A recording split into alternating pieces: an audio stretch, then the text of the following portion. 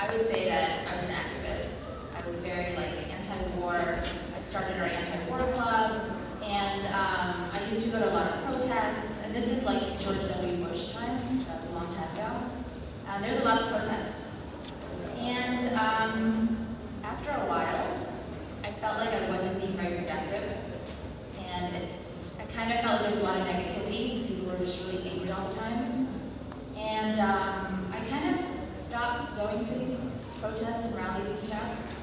And when I was in graduate school, I was lucky enough to start learning about different ways that we can create change in the world. And one of the main things that I learned is that connection is the foundation of everything that we do. So in order to make change, we have to connect with the people that we're trying to help. And this was pretty revolutionary for me, because when I had been going to these rallies, everything was about disconnection. Everybody was talking about what they don't like, what is making them upset. And there were really no solutions being offered, except that let's just come together and be upset. And grad school pretty much changed the way that I thought about things. So it helped pave the way for connecting better to myself and understanding that I don't have to be angry all the time. There's always going to be stuff that's going on in the world that is upsetting and horrible, because human nature can be good or evil. But whether I pay attention to it or not, it's going to go on. And I can choose where I put my attention. I can choose what I do with my actions. And what I do now, I would say it's activism, but I would say it's very mindful activism. I teach a class on mindfulness and compassion to help students connect with their emotions and understand themselves better, so that they can be more intentional in how they live their life. And I do lots of different projects surrounding that. So I wanted to bring some people that I personally know that are engaged in sort of these mindful, activities and approach in a different way than we often see people who want to change the world. There's this very active and aggressive way to do things, and there's a different way to do things. And I'm hoping that you can get another perspective here today. So I'll introduce I'll have our panelists introduce themselves, and I'll ask them the first question. And so I have some questions prepared, and if at any point anyone has any questions, just raise your hand. I want it to be really interactive. You don't have to wait till the end. So if anything comes up for you, someone's saying something and you really want to ask a question, just raise your hand, okay? So my first question to our panelists is, what is the work that you're doing in the community, and how did you get to where you are? So my name is Rachel Activism. I am currently working for the Brooklyn Borough President as his deputy strategist, working exclusively on plant-based nutrition initiatives. So my background, I was working in the community grassroots organizing world with a farm animal advocacy group, doing vegetarian, vegan outreach, as well as campaigning for cage-free initiatives.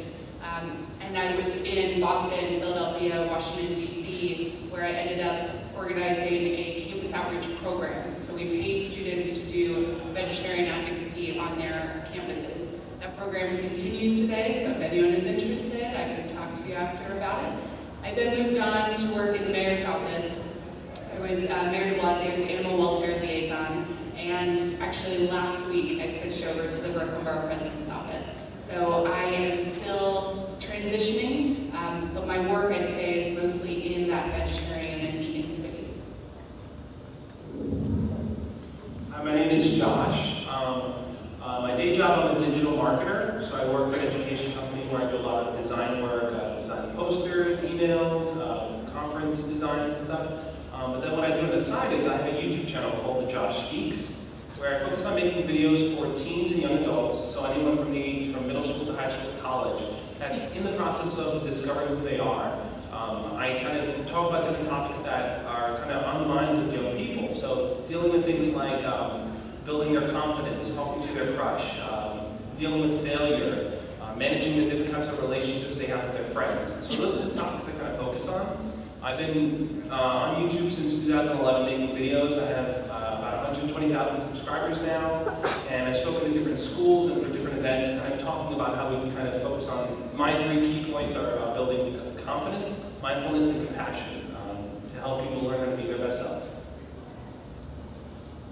Hello everyone, some of you may know me. I'm Dasha Bornstein, I'm Director of Counseling and Health Services here at Kingsborough Community College. I do want to make a point that I was a student here, and a lot of knowledge that I have today about many things, including myself, came from this experience. And I'm really very happy to see our students being interested in that self-discovery that Josh mentioned, and the power that it can unleash in a very, very positive way. Thank you. Each of you is changing the world in your own way. How would you describe your approach to doing so, and why choose this approach? I think if we want to not go in order, by all means. So for me, I started out when I discovered the kind of woes of factory farming. I got really angry. It's pretty easy when you see just how slaughterhouses work and just how factory farms work and the magnitude and scale of the problem. You can it can get to you. So I describe myself as I went through an angry vegan stage. I think a lot of vegetarians and vegans can probably empathize. It's a stage that if you know someone who has recently gone vegetarian or vegan, you can definitely help divert that stage a little quicker than it took me. But I went through that stage and discovered that it was not effective. It's really not a good way to approach vegetarianism, and it's not a compassionate way. And I think at the heart, vegetarianism is based on compassion, and to not have that compassion towards your fellow humans doesn't make sense. So I then started leafleting on college campuses. I traveled the country giving out brochures about factory farming, and that led me to have a lot more empathy toward people's specific situations. So there's a range of reasons why people aren't reducing their meat consumption, aren't going vegetarian or vegan. But once I learned that using that foot in the door technique of potentially Meatless Monday, something that everyone can do, so everyone can choose one day a week to go meat-free. If that is of interest, if you are kind of discovering the environmental, the health benefits, etc. Those small steps have led me to this space of compassion where I didn't start out. And it's been a wonderful journey. Yeah, one thing she mentioned was small steps, and I definitely think that's something that I like to focus on too. So, looking back at my life growing up, I was a very shy, awkward kind of kid. I didn't really know how to make as many friends or to be as confident in my own skin, and it was really something that took me years to learn how to develop. Until I got into my college and then post-college years, where I started to realize that the one thing that we all have in common is that we all want to feel loved, and we all want to know that we are capable of loving other people. It's the one thread I think that connects every single person, that we all want to feel valued in some way. And when I finally started to come to realize that, I realized how many people were just like me growing up that didn't really experience that, and how many people today are not experiencing that. So once I started my YouTube channel, what I really aimed to accomplish was to create a space where people can voice their concerns or to talk about things that are on their mind, to address questions that maybe they don't feel comfortable talking to their friends about because there's a sense of embarrassment in talking to your friends about how to ask someone out, or how to kind of deal with the hardships of failure in some ways.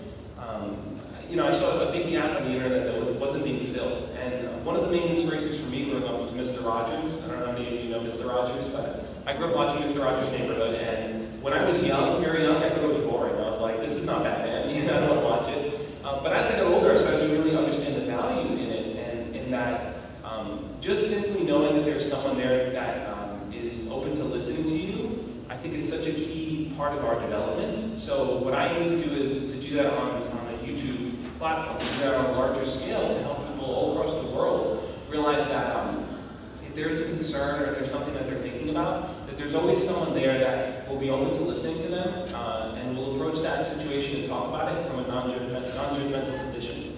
So that's kind of how I've shifted my YouTube and what I've been doing for the last few years.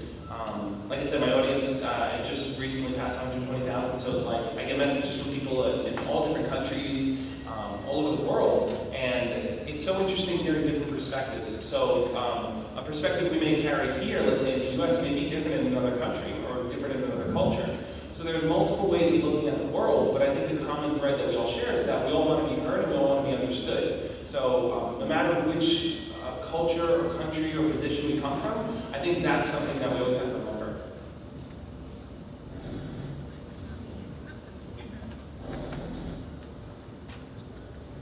Compassion is at the core of what I do professionally. And if I was not compassionate, I would have not been able to be and do what I do here. But it is really beyond that understanding that brought me to a realization of one core thing, that no matter what you're starting in your life, everything begins with self, you. And knowing who you are and understanding yourself mindfully, which means non-judgmentally. I just want to, for a second, think about that. We are judgmental by nature. We are judgmental, and this is nobody is just not judgmental. But the difference between judging and going on autopilot about it, rather than stepping just one step back and thinking right before you react to yourself and to other people, gives you a lot of space for new options. So what I do here is very unique, and I appreciate my job tremendously because I get to see people, I get to see students, and I hear many, many stories. And there is a lot of the stories have the same exact base, and that is people want to be heard. They want to be heard with empathy. They don't want to be heard and judged. And when I hear the stories, I also hear something that unites us all, and that is suffering. People feel pain, and they do not want to feel pain. So my philosophy and my approach is, since everything begins with self, to help a person find all the tools, and whether you agree with that or not, this is my observation and what I've learned. You are the most powerful tool that you can ever find. Everything you need is internally, not externally. The environment helps you, and it challenges you, it brings something new that makes you discover something about yourself. But everything you will ever need is in you. When you are kind to you, you are allowing all of that to come out, because there is no threat. I know it's easier said than done, but I found what works very well, and that is when you begin to just know how you feel without putting a label or judgment on it. So this is what I do here. I listen to people, and I help them know what they feel and become a little kinder to self, and knowing that no emotion ever can be good or bad, because emotion is an emotion and you can't control them. You can work with them. So this is where I feel that one person at a time, sometimes a little workshop to a class, maybe 2-3 people at a time, we have these conversations that are very empowering, and that is where I feel my change of the world happens, from this empowerment. You want to come up? Sure. So great. Can we give a round of applause?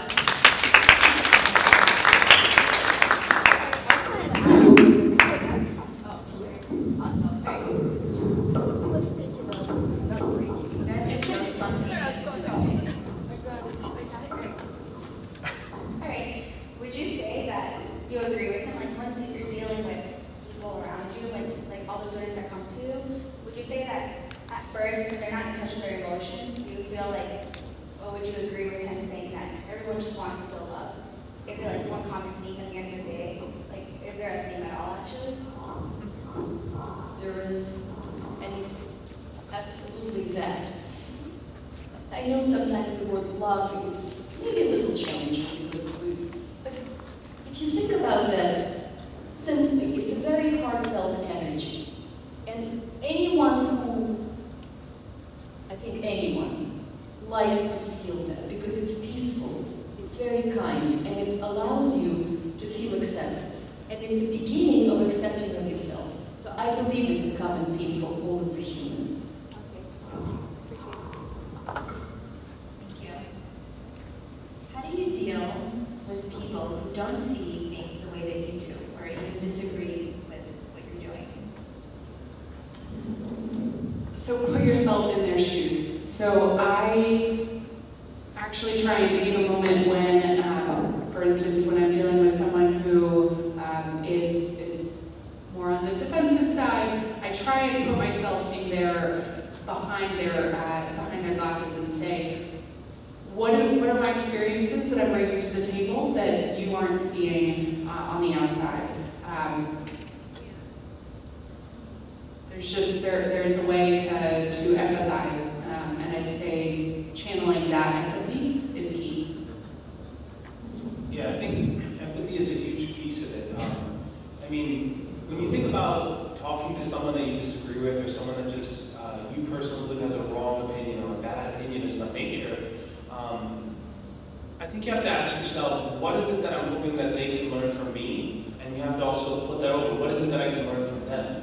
So like I said before, we all come from different perspectives, different cultures, different ideologies, and I think that as we've grown into our ideologies. You know, they're not just ideas that sprung overnight, they're ideas that have been built on top of our lifestyles and our family life and our environments.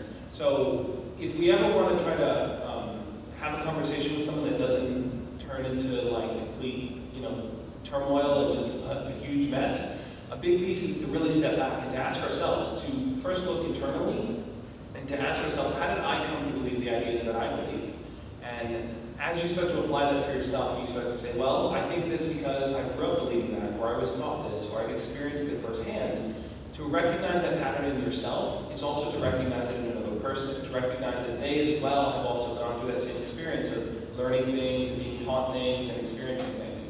So if we can recognize that pattern within ourselves, it becomes easier then to recognize it in someone else. But if we only take what's being said, what's being done at face value, then we're ignoring ourselves. We're ignoring our own internal development, and we're ignoring the other person's internal development too. When you have a reaction to someone, you disagree, you don't like something somebody says, or you feel very strongly, there is something that this person activates in you that perhaps worth your attention to that. I think that every person that ever bothered us gave us an opportunity for learning something about ourselves. I wasn't always like that. Where I came from, that's not how people dealt with each other. But I noticed something very important eventually, that I wasn't feeling well physically. I was not feeling well. I had stomach problems, my head was hurting, and so many other things. And I couldn't understand, I was young, why am I so, right, we have to admit that young people feel good and older people don't. That's not true, but I wasn't sure why. And then I started to learn things. There's a very powerful thing that you can do for yourself in learning. Learning from Google, books, television, each other. It's a very powerful process. And I stumbled upon a powerful choice that I can make, which is I can choose between reaction and response. And when I react, I produce so much adrenaline and cortisol that can create all kinds of problems in my body. And it does, because cortisol is a very necessary hormone, but if you produce too much and it lasts too long, it pretty much makes people very sick. So I thought about this, and I said, well, it's free of charge. I can try something else. I don't have to pay anyone to do it. And to see how that works. And when I started researching and understanding kindness and compassionate approach, that was an awakening. Because when you practice kinder and more compassionate approach, and everything takes steps. It didn't happen overnight. I just woke up and I became wonderful and kind? Absolutely not. I still react at times. But when I started practicing it, I noticed that I feel better, physically and mentally. And I feel more energy. I don't get sick as much. I feel all this curiosity. I just want to be available to help others because my profession is about helping other people and learning as a result of it. So that is how now I do my very best. And I really want to emphasize that. It doesn't always work. And you cannot expect that it works every time. But I do make a conscious decision. And when I have a trigger to get angry, because that's how I was brought up and that's how I always reacted. I remember how I felt then, and I know that when I change my way and I act kindly, my serotonin level goes up. My oxytocin is released and I'm instantly calming down and I feel much more alive. And on the long run, it contributes to my heart health and to overall immune system boost. So why not? That's sort of kind of what I contemplate. So when I practiced it, no magic. Practice makes it really, I don't say perfect, really good. So I started doing that. And as a result of this, I discovered another thing. I started to trust myself more. Because really, no one else knows better than you what is good for you. So that was a very powerful process. So when we work with our students in counseling and wellness, we always want to make a point of that. That if you begin, just give yourself a chance to see that from a different angle and practice something that is kinder, a little more gentle to you, you may discover some magic happening. Well, it happened for me. And I'm going to add, when thinking about internal, I am going to make the plug toward food. And no matter what your dietary choices are, I think we can all kind of agree that more fruits and vegetables are a good thing. And when working internally, in some ways we are what we eat. And I know that food can be used as medicine, and that can kind of center us as well, add another layer to that. How do you manage feeling overwhelmed by the climate that we live in? Yeah, I mean, I think if you were to ask any person from any generation how they felt about the climate they lived in, they would tell you that this is the craziest moment in all of history ever. And that's a common theme that we always see, is that as life continues and we get older and we experience more things, we always feel like we're living in the worst of times, right? It's something that constantly pops up. So I think when we talk about how we can personally deal with the climate that we're in, though it isn't to say that we aren't in bad times or bad things aren't happening, but if you think about what you can do about it, you have to ask yourself, what is external from my control and what is within my control, right? So if politically someone makes a really bad decision that might affect a lot of people, you have to ask yourself, what is it that I can control about that decision? And what is it within my control? Maybe what's within my control is I can support and listen to the people in my community, and I can talk to them, and I can make them feel safe, and I can make them feel loved. I can't control what a politician does, but I can control how the people around me feel, and I can help them feel better. So one thing that I've learned too is that in helping other people and being there for other people, you are in turn being there for yourself. Because by displaying kindness, by acting with kindness, by living with kindness, you in turn feel kind, you feel kinder, you feel more loved, you feel more respected and more understood. So putting yourself out there and helping people and always having a response to help, I think, is one of the best type of ways that we can react to a climate that may be negative. So I mentioned Mr. Rogers before, and one of the quotes that Mr. Rogers' mother used to tell him, and this was something that appeared on TV during 9/11, is that whenever there's a tragedy, always look for the helpers, because there are always people that are willing to help. And that's so important, that even in the worst of possible times, there are people out there who care about others and are willing to put themselves out there to help one another. So that's what I want to push to you guys to, if you feel like the climate that we live in is something that's negative and destructive and harmful to either your mental health, your physical health, or your well-being of mankind, be a helper and be part of the solution, because I think that'll not only help others, but also help yourself internally. I loved that. That was great. So I also want to echo, get active. There's a lot of ways to get active, and I think all of the activism should be kind of complementary to your life.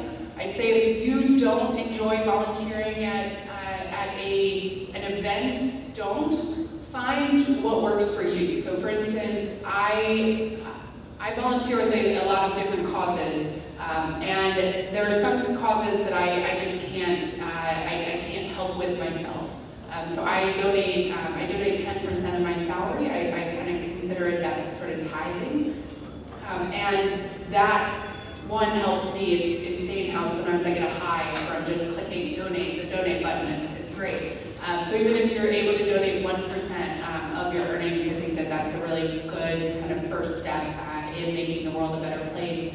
And seeing what sort of activism resonates with you. So again, if it's volunteering at an animal sanctuary or a animal shelter because you can kind of be with those cats and dogs that make us all feel better, fantastic. If that means you are going and protesting, that's wonderful, depending on how productive the protesting is. If you are making calls to legislators, as someone who is on the inside of government and did not receive as many constituent inquiries as I would have expected, I'd say get active in that field, but do something that is good for you and the world at the same time.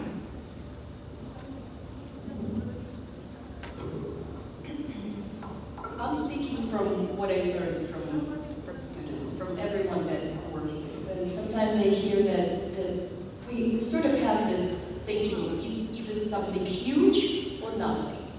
Every little incremental step can be so helpful. It's so important to mention that it can be something you don't even consider as activism or being involved, but it is. But in order to know that, you really have to pay attention to you. And you need to sort of, first it takes an effort, because we hear other things in the society and we start believing them. But listening to you always pays off. And just try it once and see how it feels. So I just want to, you said something about feeling high. Can I just ask, do you know why you feel high when you help? It is actually called scientifically helper's high. Because when you do something kind, you release dopamines that are responsible for pleasure. And so the more you do that is things that are kind, the more high you feel. And it's, again, it's free of charge, it doesn't get people in jail, it's just a really safe way of feeling, feeling good.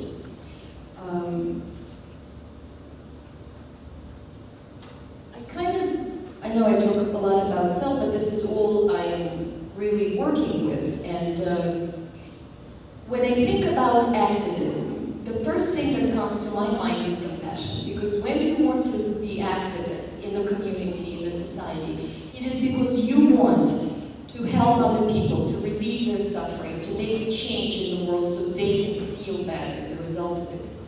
If you step into it with a sense of that compassion, the way you're going to do it will be very much that. So keeping in mind the whole basis of what being active means and what making change means. Let me ask you a question. I'm used to interaction, I'm not used to speaking like this, but when you are speaking to someone and you want them to hear you, what are the better chances for them to hear you? If you are raising your voice and you're very, intentional with making a point, or when you are kinder and kind of gives a space to a person to be there in a conversation with you and disagree safely. What do you think? Second, right? And that is what makes that compassionate and kind approach so powerful. It's called, kindness is called the best defense in the world. Because when you're kind, there's no fight that can happen because there's no one to fight with, because you are not the opponent.